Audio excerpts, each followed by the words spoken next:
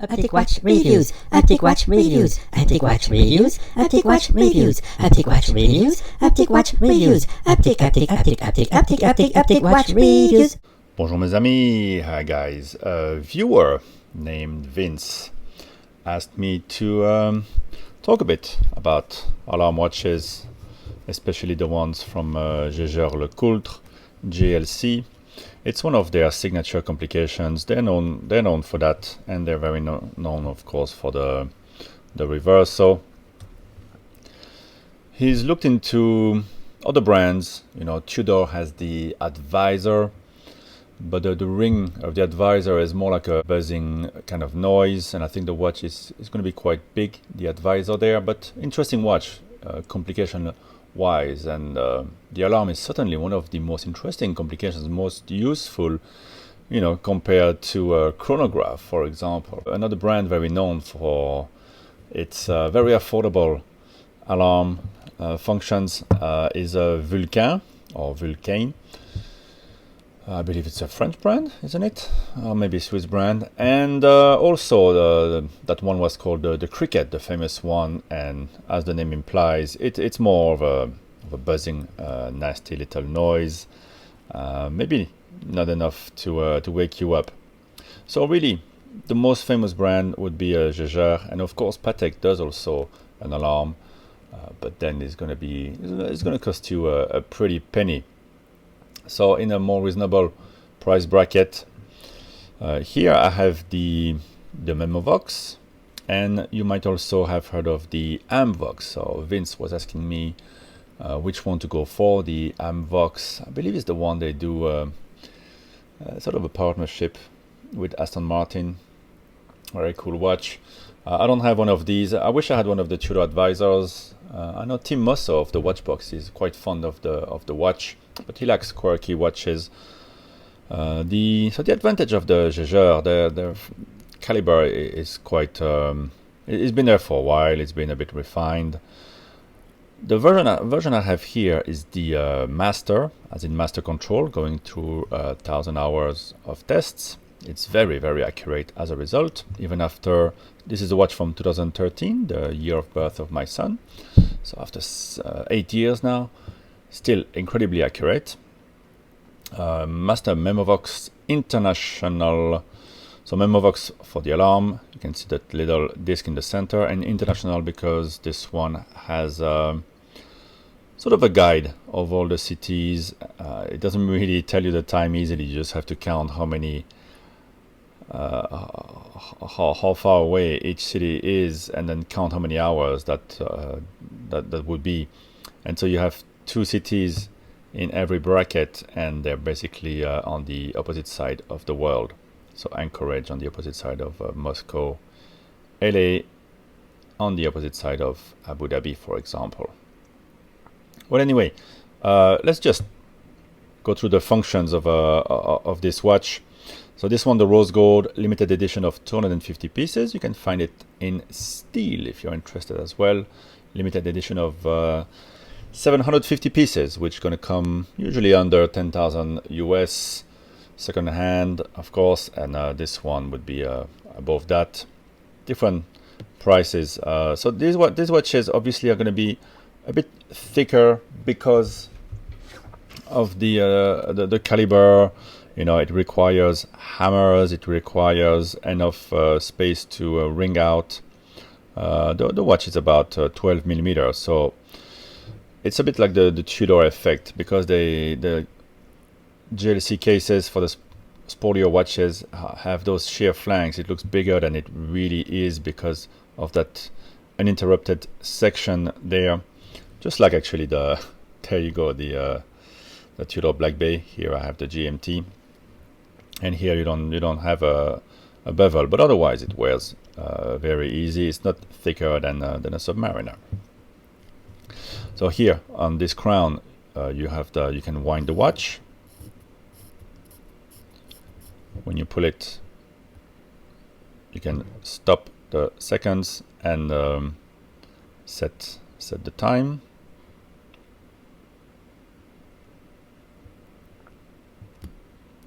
And on the crown here, you'll notice little arrow which indicates how to set the date, and the opposite direction will be used to set the disk inside for the alarm. Actually, I'll move it, make sure we're not in the danger zone at all. We were close to it, so let's go to the bottom of the dial. Always safer. There is loom, by the way, on this watch, so really you can sleep with it and it's going to wake you up. It should wake you up unless you really are a very deep sleeper. So you pull the crown, so you're going up, you can change the date. It's a nice solid feel to this caliber. And going down, you can change the disk. So let's say you want to set 10 o'clock to wake you up. You can only set it 12 hours in advance, okay? I mean, there are some models, some watches where you can set an alarm several days in advance. I just wanted to show you this particular watch and talk about the little quirks, why you might not want one or why you might want one. So when you wind it, when the crown is pushed in, you wind it. That's to wind the alarm itself. Otherwise, it's not going to ring. Let's wind it fully to get the full effect of it. So famously, I think that Thierry Stern of Patek says that the grand complication, minute repeaters, obviously a much higher grade of caliber than an alarm, sound the best, I think, in rose gold, he said. So here we have a rose gold case, so you should have that extra 5% of nice ringing. So you pull the crown to set your time. Let's bring it to where we are. You're going to see a little click happening, and then you push it in.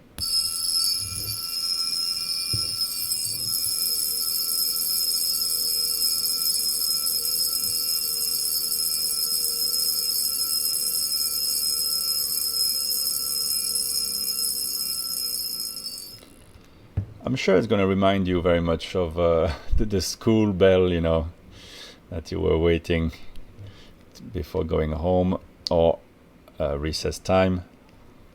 So it rings quite long. It's a fairly pleasant kind of chime.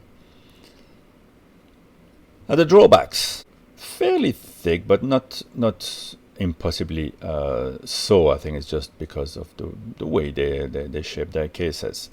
Now the ring comes from two hammers inside the movement, so you might hear them click a little bit. If I bring it, I don't know if you can hear. So the hammer tends to click a little bit, especially when it is not wound. Also, if it's a JLC, the rotor will be unidirectional, I believe, and at least it's going to be on the unlubricated ball bearings. I forgot how you call that. So you're going to hear quite a bit of rotor noise, just like you hear now on the new Rolex and on the Pateks. There's going to be they're frictionless, so there's going to be a lot less problems down the line, and risk of needing to service and debris inside the case. But the result is slight noise, but really I've never noticed it. Only in the dead of night, if you wear it, if you start shaking your wrist a bit. God. You know, the first day you want to play a bit with your watch, you shake it a bit to see if everything is working fine. That's what I meant, you know. Anyway, it does a bit of rattle, a bit of noise from the rotor, but it's not crazy. The other thing that is pretty common with these watches is that it's quite imprecise. The closest you're going to get exactly will be, it's going to be pretty far. It's going to be about 5 minutes away from the time you're shooting for. Probably it takes a bit of time to get used to. Let's see. Oh yeah. See, I'm 6 minutes away from 11, where I had set. Well, I was just before the mark there. So you have to be really, really precise, but you're never really going to get it just right. Just have to know that. So these are the slight drawbacks. It's still a bit clunky, I find. But I'm not a watchmaker. I don't know how difficult it is. I imagine it's not easy. And otherwise, JLC would have improved a while back, or maybe they don't need to. Maybe it's sufficient. They have also a countdown timer version as well that came out last year, I believe. But anyway, very interesting, very cool complication. Sounds good on the JLC. I like that ring. Have I used it? The thing with complications is that if you have just one watch, it's always there when you need it. But maybe one day I want to make sure that I'm on time for a doctor's appointment or for a business meeting, and I won't be wearing this one. I'll be wearing my GMT, because it's another complication that's very useful if you track different time zones in your daily life. So that's the other thing, you know. We like those complications and we think we're going to use them a lot, and in the end we never have the watch on when it would be useful. Well, I hope this video was somewhat useful to you. Let me know if you have any questions about this precise model of alarm watch from Jaeger-LeCoultre. Jaeger-LeCoultre, that's how you pronounce it. JLC. Alright guys, thanks for watching. Bye bye.